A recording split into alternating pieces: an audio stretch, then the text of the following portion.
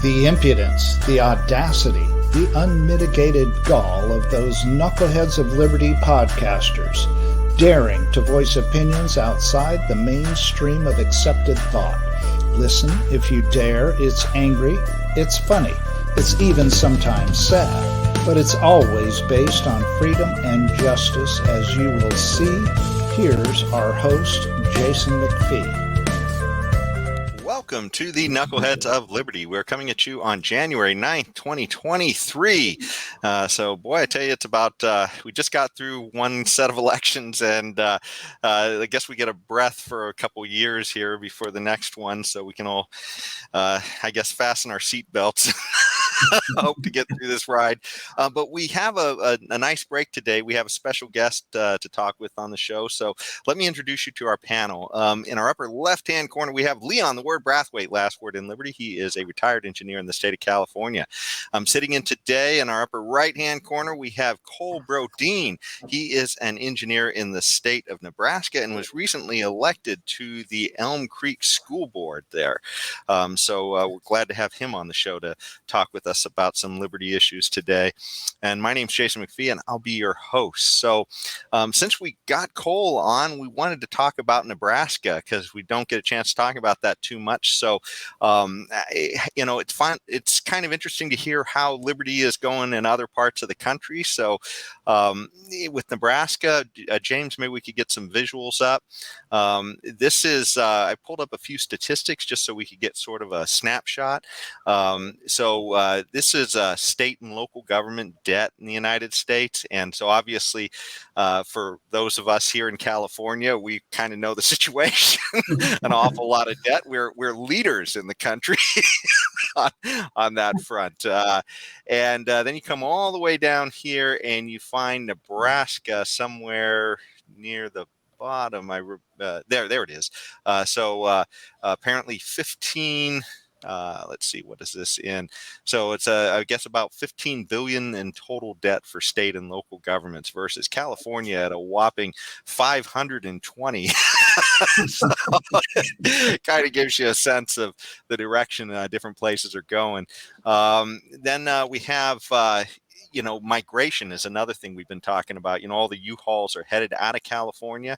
So if we look at the states and how they're doing in migration, you see California with a big negative here, and New York as well. So these are places people can't get out of fast enough. Nebraska is kind of hovering around static. They're just a little bit more exiting than coming in, it looks like. As far as poverty rates, Nebraska does pretty well here. We look at the worst is Puerto Rico, and then you come down here near the bottom, and which is a good area to be in, and that's Nebraska's there. And then when we look at the overall Liberty Index, that freedom ranking that Cato, I believe, gives on this, and they rank Nebraska right in the middle of the pack, around 28. So, Cole, how does that line up with your experience of living in Nebraska? Yeah, I think I agree with a lot of that. The poverty was a little surprising to me. I honestly don't see that much poverty, but I live in outstate Nebraska. Our population is very heavily on the eastern end of the state, and I'm more in the south central area, so I don't get to see some of that out here, I think. I was a little surprised that we're losing people at such a low rate because I know the farming communities just seem to be shrinking. I thought maybe we'd be losing people a little faster, to be honest. But yeah, I think otherwise it probably lines up fairly well with what I was thinking. There's a few things I honestly hadn't looked at these before and wish we were scoring a little higher on some of the fiscal and regulatory stuff. But I think we're doing okay for the most part where we're at out here. But yeah. It's odd because we're divided so heavily. There's 2 million people in the eastern in 2 cities in the state and 500,000 of us out here. So we don't get to see what happens in Omaha very often out here. What is your main economic activity? Is it farming, manufacturing? What is it? Yeah, agriculture is by far and away the number one. Number two is insurance. I see. In Nebraska, which unfortunately mostly revolves around agricultural insurance. So it's all corn and cattle.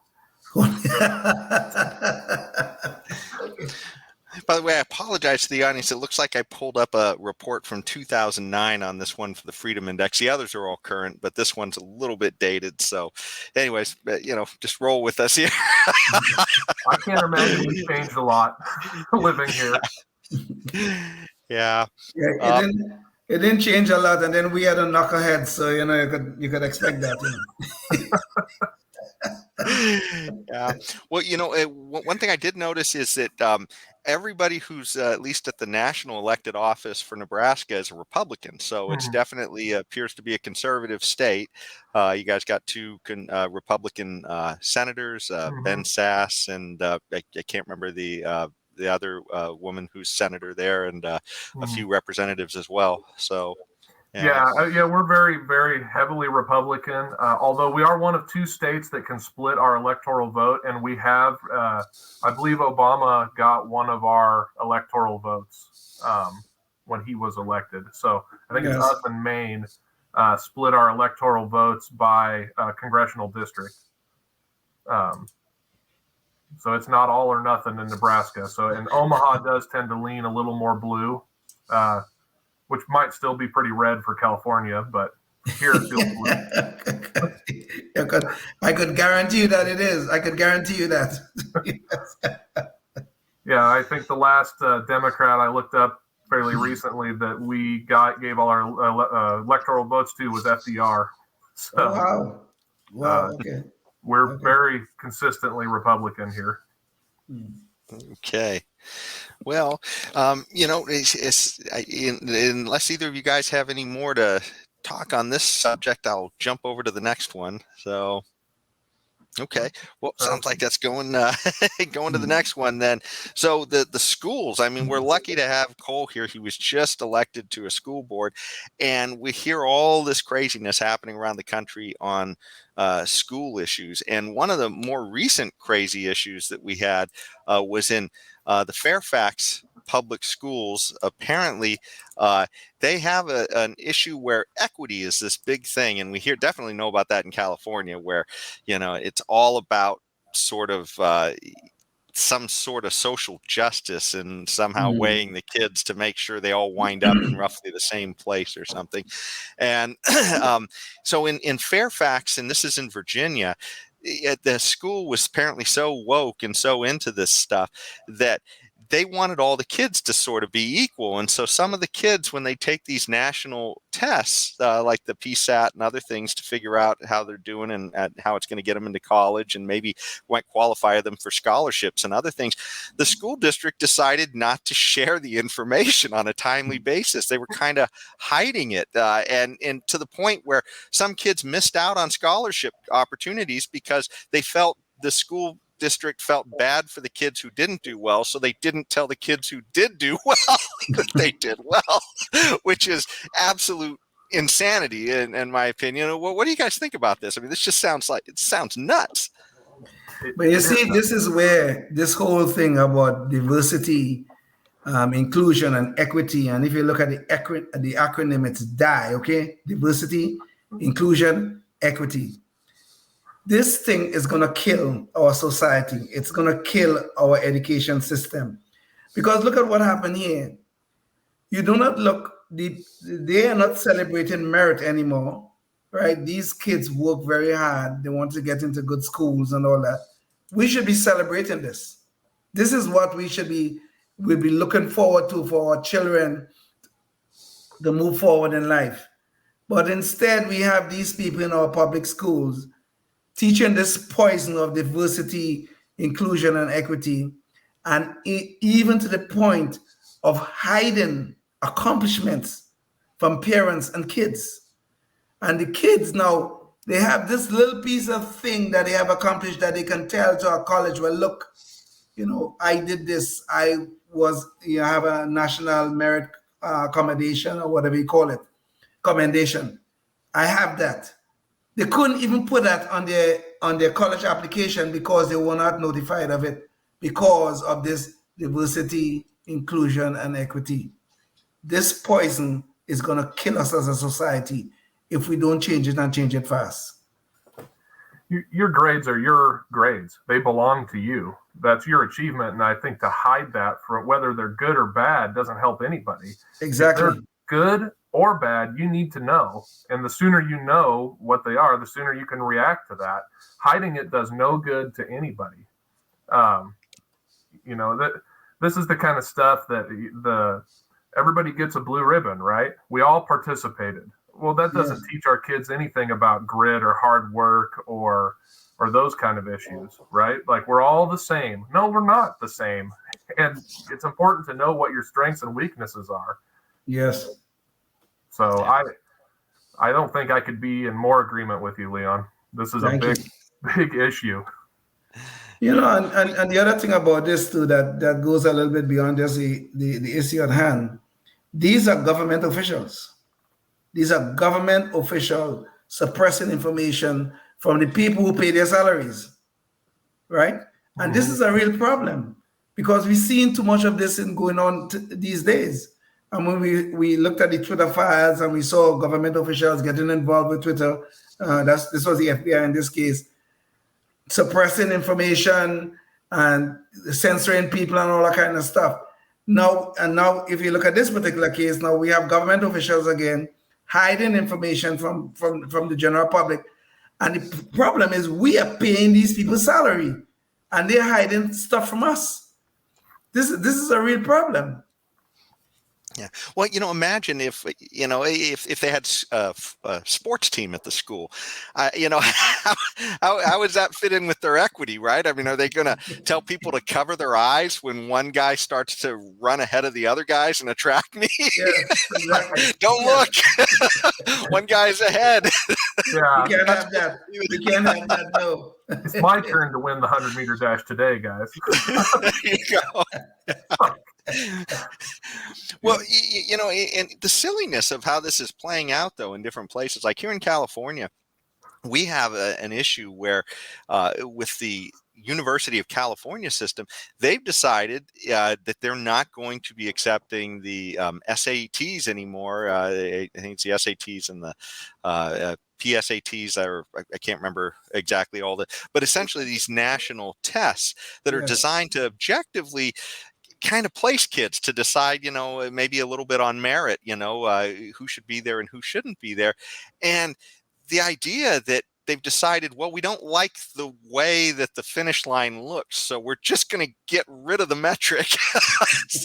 And the crazy thing about this is, and we've kind of observed this before in the show, but is it, the people who are coming in from foreign countries, if they think the test is somehow biased and doesn't represent people, well, the people with the biggest disadvantage would be the people who are foreign students who are coming into the University of California, and they're smashing the math results over our, domestic students, and they're not really finishing that much worse off on the English side of things. So, it's like, how exactly is the test biased against one group or another if the group that literally doesn't even come from this country is doing well on it?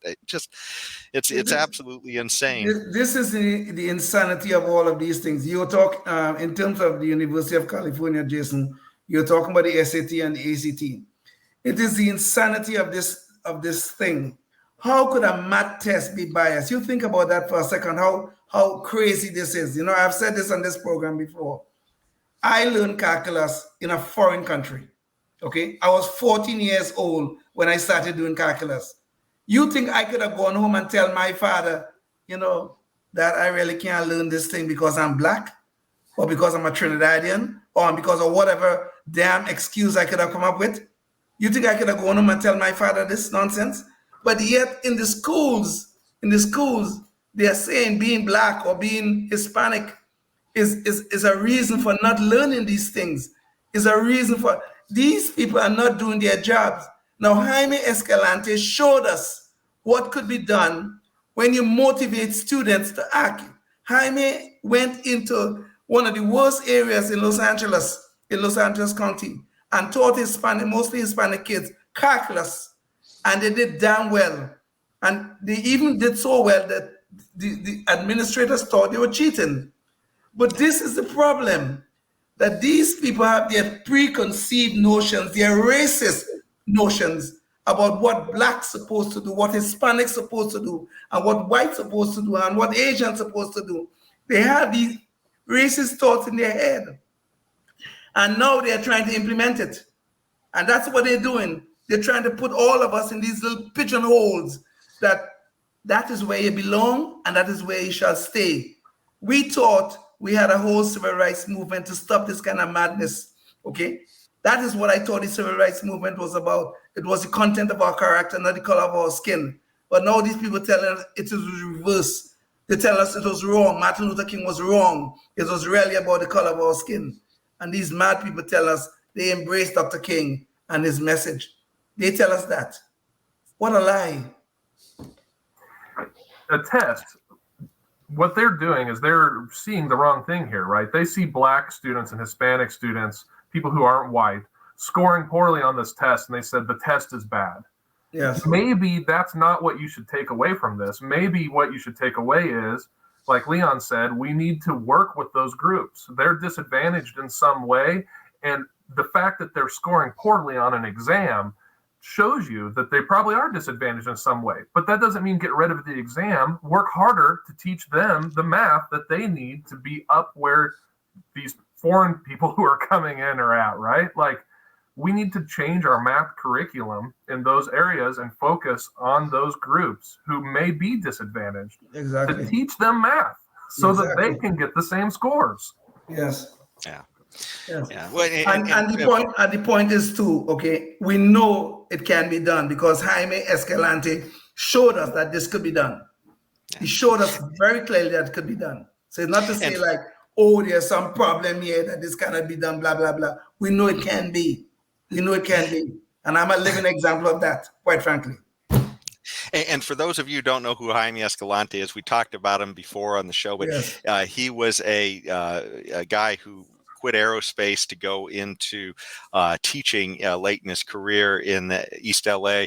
And they made a movie about him because what he did was so extraordinary. He went into a place where they didn't even teach calculus and he said, I want to teach calculus. And they told him, well, these kids can't do calculus. Right. And I mean, that's literally the bigotry of low expectations that they had for people in those areas. And he wound up essentially turning out more than 100 kids, I think, out of that school before the teachers union got rid of him, essentially.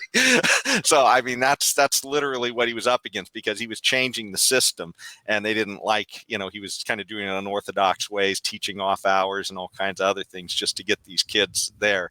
But it's kind of like you were saying, Cole, how can we help these kids to the starting line instead of just erasing the finish line?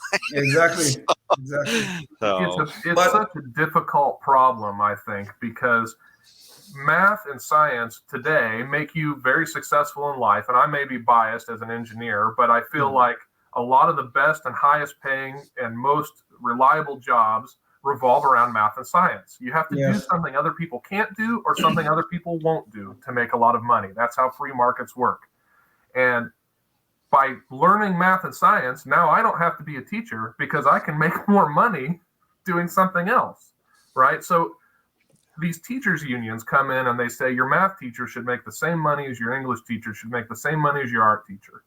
And that's a problem because you need to incentivize people who are strong in the math and sciences to be teachers so that they can go into these places and teach these kids math and science so that they can come out and some of them can go on to be engineers and scientists and some of them can go on to be teachers and keep the cycle going.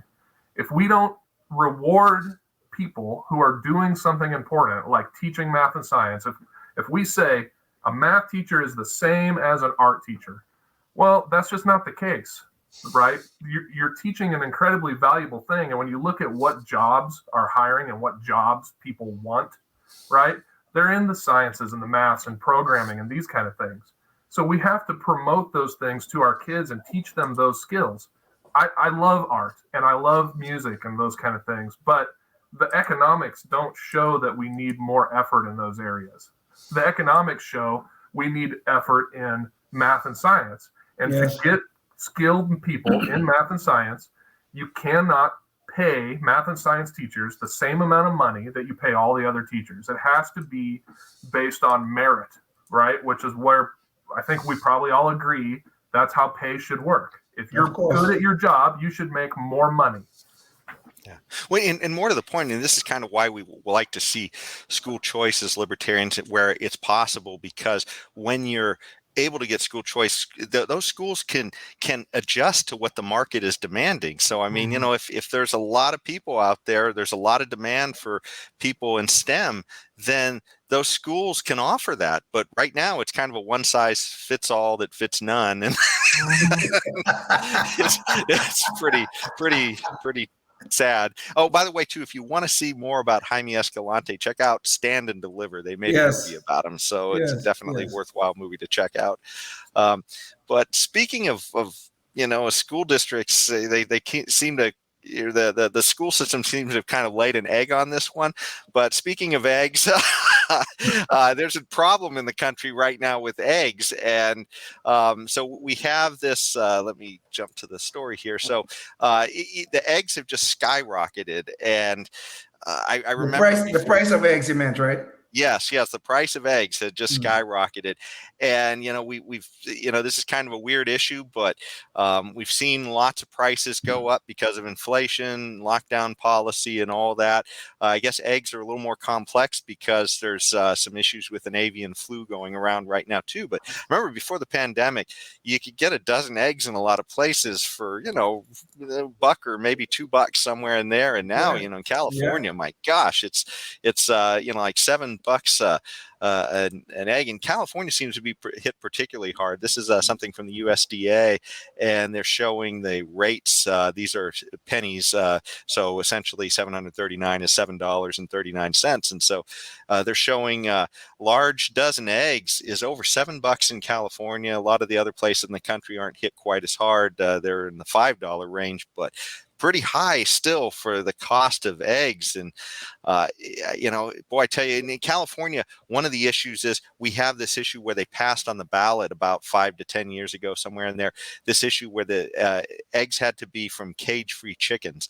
And so that's part of the reason why we're seeing these much higher costs, because I guess, you know, you wipe out that population and then it's not even fungible. So you got cheap eggs in other parts of the country, or cheaper eggs, and it's much more expensive in California, to the point where, I don't know about you, Leon, but there's some stores you go to and you can't even find the eggs.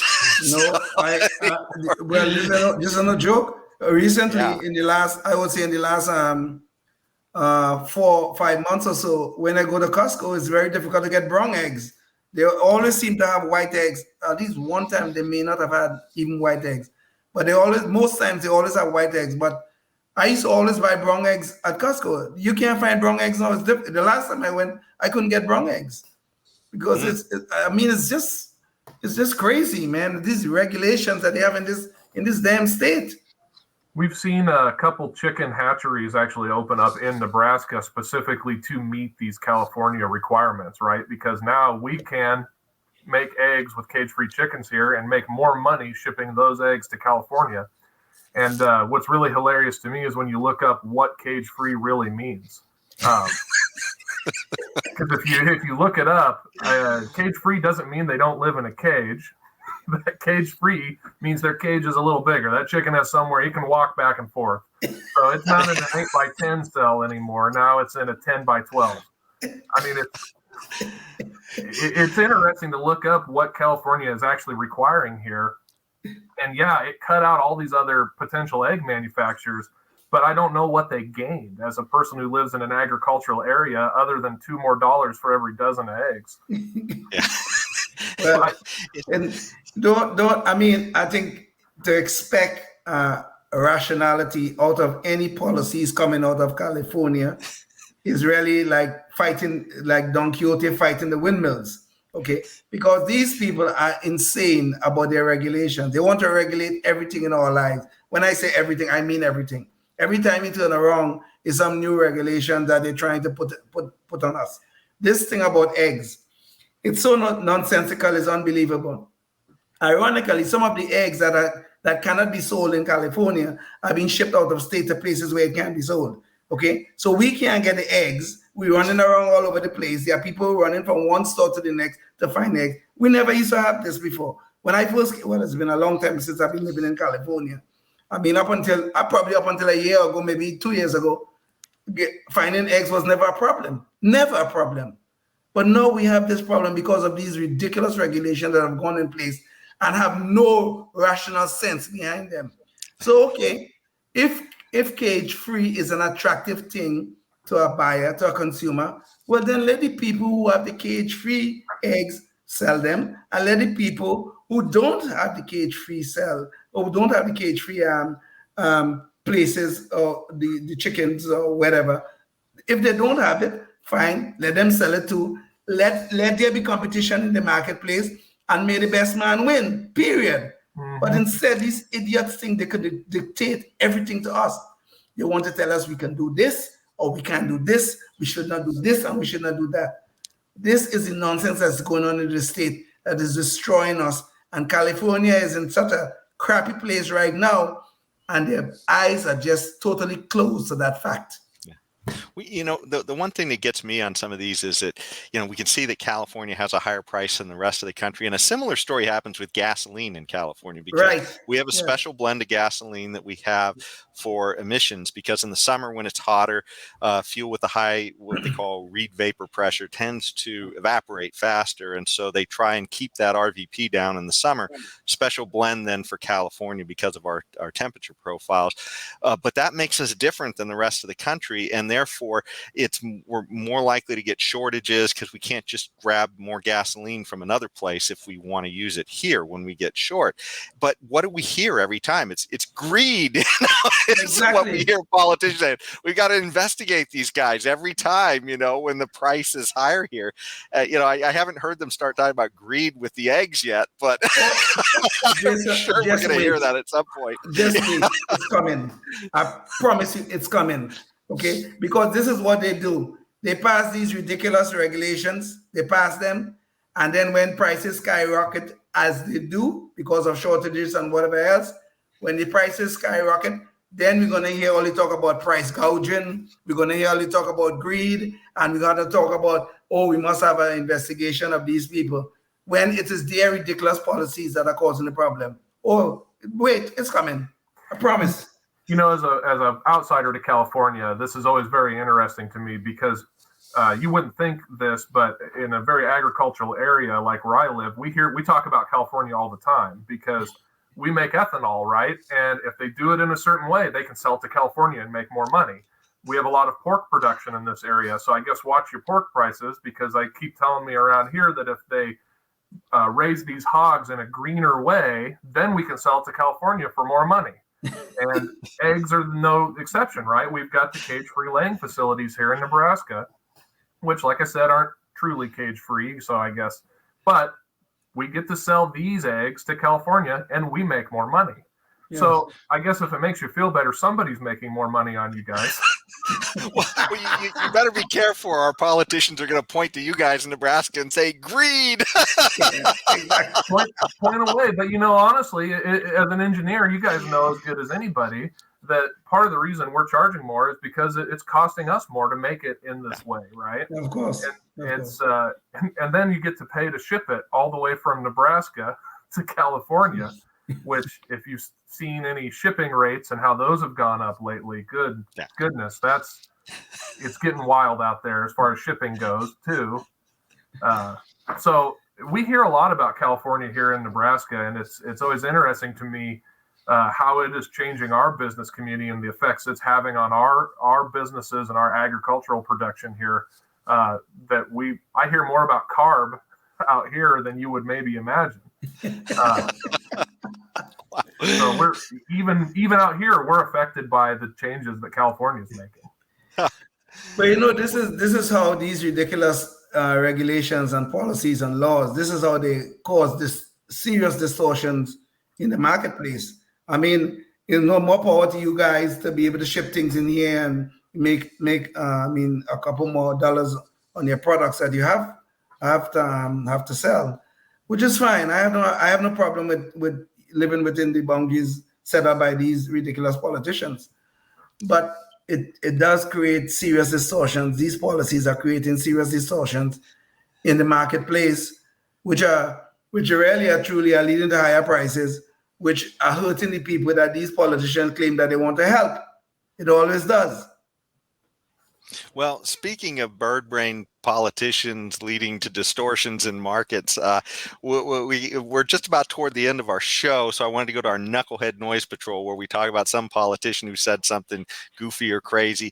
And this time we're going to focus on Joe Biden, who you got to go back to Thanksgiving for this one, but he kind of said something, a little bit. He's always saying something that's leaving people scratching their heads. But this time he said, when he was pardoning a turkey, he apparently said to the guy who raised the turkeys, he said to him on the White House, he said, God love you, 9.5 million turkeys. I tell you what, that's like some of the countries I've been to. So I don't know.